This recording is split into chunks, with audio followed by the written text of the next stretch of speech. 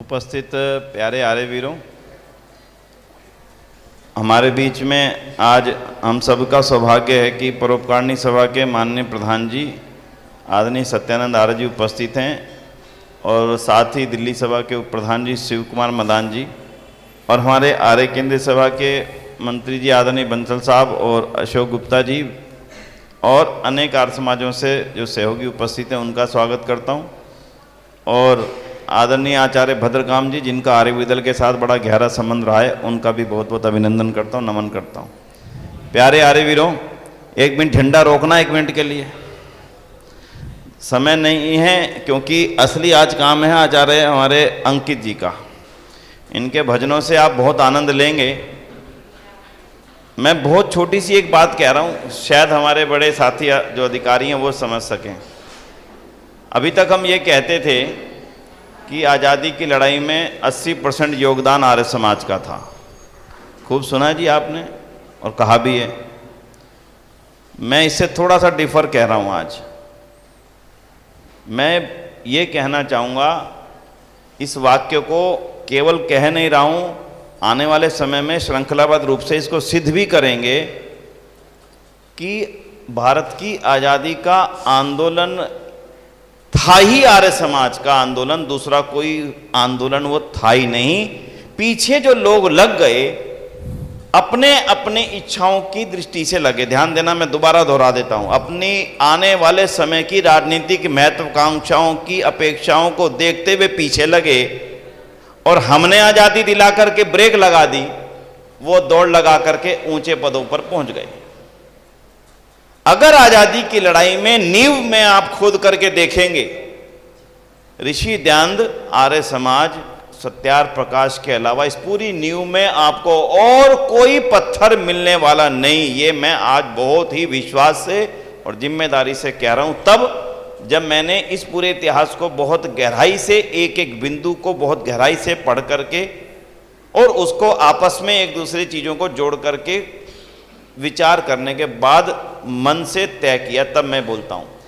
हम ये कहें उनका भी योगदान था, उनका भी योगदान था, उनका भी योगदान था, हो सकता हो, लेकिन कभी भी किसी भी चीज को लेकर के जो आगे आदमी खींच करके लेके चलता है, उनके पीछे लगने वालों को, हनुमान जी का नाम होता है। हनुमान जी लंका में आग लगाए थे। हनुमान जी अकेले तो नहीं होंगे, उनके पीछे और भी फौज होगी।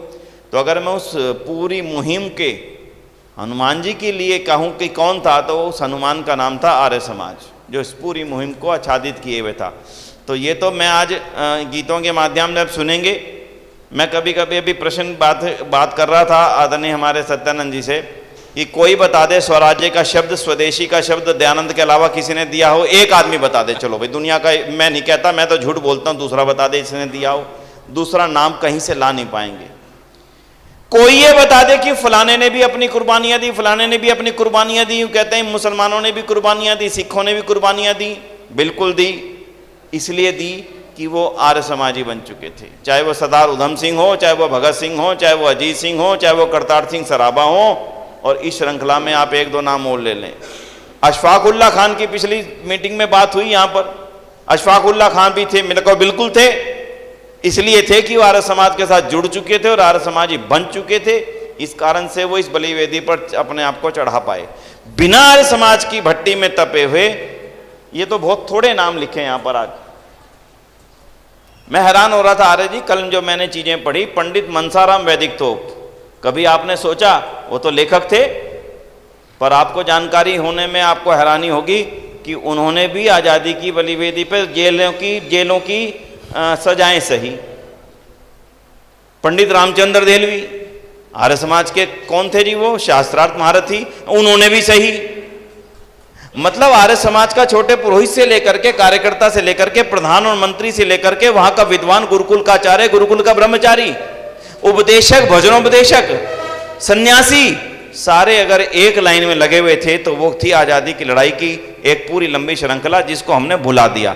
तो आज मन में एक विचार करके जाना छोटा सा कि आजादी की लड़ाई में आर्य समाज का जो आंदोलन था, उसको इस वर्ष जो बीत गया सो बीत गया, इस वर्ष और ज्यादा गहराई से जानने की कोशिश करेंगे।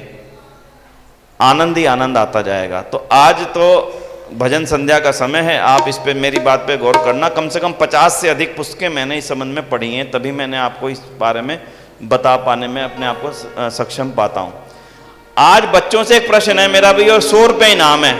ये जितने बच्चे हैं, बड़ा कोई मत बताना, ये जो यहाँ से इधर से तीसरा नाम है, ये बताएगा कौन बच्चा। हाथ उठाना केवल, मैं देख रहा हूँ, किसी बताना मत भाई, वो बच्चा नहीं है, मुझे पता है।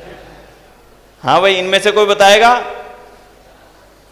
इधर से तीसरा कौन बता सकता है? समझ तो गए जिनकी दाढ़ी है? बता बेटे। हैं? सुभाष चंद्र बोस। बेटे इधर से तीसरा जिनकी दाढ़ी है, चीटिंग मत कराना कोई भी गलती से भी, बोलो। नहीं बता पाए ना? हाँ बोल बेटे, शाबाश, बोलो बोलो। उधर से तीसरा,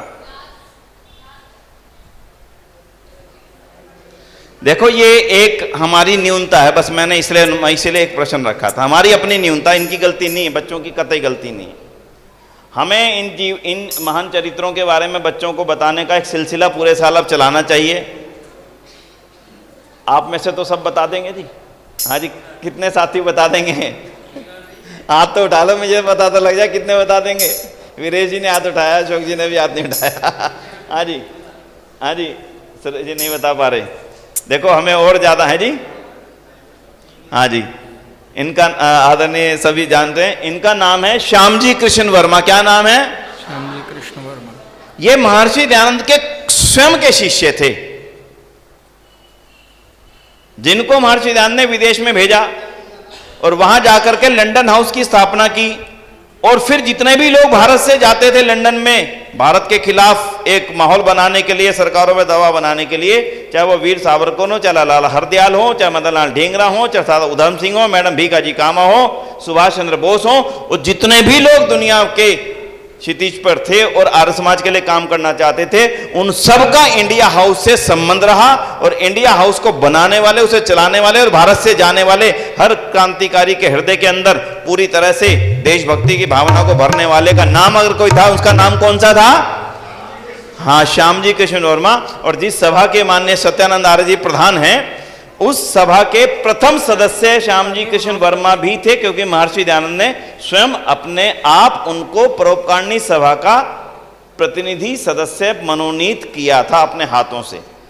आप इससे अनुमान लगा के देखिए कि आर्य समाज की नींव कहां तक और कितनी गहरी है। तो इसलिए आप सब आज कुछ सीखने के लिए बैठना, केवल सुनने के लिए ना बैठना। को प्रश्न आदि हो, उनका भी उत्तर देने की हमारे आचार्य भद्रकाम जी यहाँ उपस्थित हैं, डॉक्टर करेंदेव जी यहाँ उपस्थित हैं। आज़ादी के बारे में मेरी भी बहुत ज़्यादा इच्छा थी कि मैं आपसे खुल करके और ज़्यादा गहराई से चर्चा करूँ, मेरी मजबूरी है, इसलिए मैं क्षमा चाहूँगा। पर आपने अब उधर से नाम पढ़ लो भाई साहब। पहला नाम क्या है? जोर से बोलो, स्वामी श्रद्धानंद महाराज की। दूसरा नाम क्या है? बोलो, लाला लाजपत राय जी की। और तीसरा नाम सुभाष चंद्र बोस की। और चौथा नाम बोलो, बच्चों में से बताएगा, कौन बताएगा? हाँ, ये बात, राम प्रसाद बिस्मिल जी की। और पांचवा नाम चंद्रशेखर आजाद की। और फिर सरदार भगत सिंह जी की। और श्यामजी कृष्ण वर्मा जी की। और ये बताएगा नाम, फिर फंसेंगे बच्चे। बच्चों में से बताएगा कोई? हैं?